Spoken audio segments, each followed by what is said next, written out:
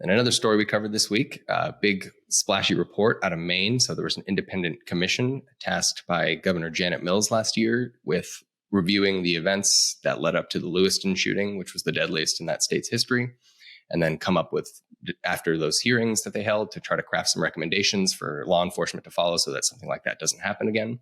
And so they just released their interim report. So it's the first public report that they've done after they've held these hearings. And they found that local law enforcement could and should have used Maine's yellow flag law, that based on all the evidence they had, all the reports they were getting from other law enforcement agencies that had been dealing with the shooter and his descent into more erratic and violent behavior, as well as his fellow National Guard members that were reporting things about his behavior. All of that was grounds, according to this commission, for them to invoke the state's yellow flag law. So that's a pretty big finding, especially because that law came under a lot of scrutiny after the shooting. Obviously, people were saying, "Oh, there's too many hurdles. It's not a workable law. Clearly, they couldn't have used it here. So what good is it?" And it's interesting that an independent commission came out and said, "Well, the law was fine. It just wasn't employed when it should have been." Yeah, and I mean, there was that recording of the police officer, the law enforcement officer, who basically said he was not going by the book and how he handled this because he didn't want to create issues with a prominent family that the shooter was from.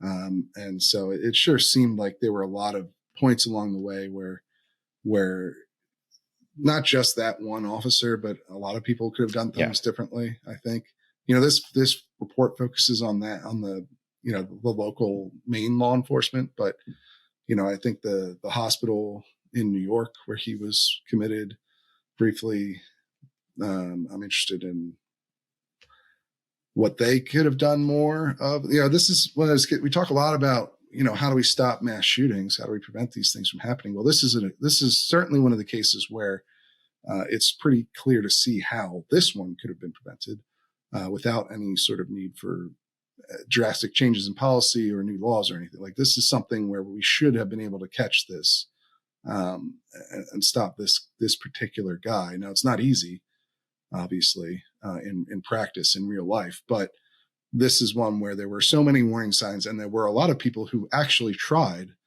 to speak up and make it known. The military unit that he was with, several people from that unit tried to reach out to the local law enforcement to have him committed briefly. And, and unfortunately, one of the problems you face in these situations is that if you could have people do the right thing all along the way, and if somebody falls down on their obligation at some point, then it does,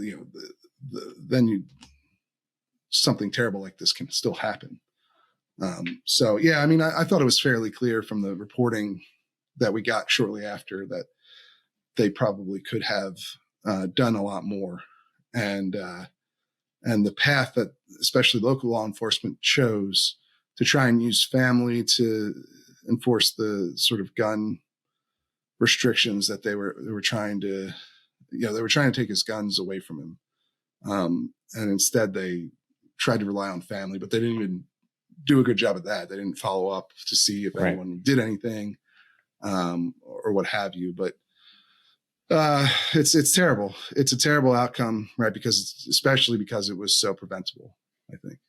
Right. No, that is, I think that, and they made that very clear in the report, where this should have been prevented. They had all the tools. They directly criticized going, the informal route, relying on family to seize his weapons and make sure he didn't have weapons. They said that essentially is an outsourcing of law enforcement duty to private citizens. So yeah, definitely a frustrating outcome. They're still going to be holding hearings, and they're planning to issue a final report later this year with some more concrete recommendations. So we'll be staying on top of that, obviously, to see what they come up with. But like we said, I think the general gist is this should have been prevented. The tools were all there, and it's just unfortunate that the follow through wasn't. So.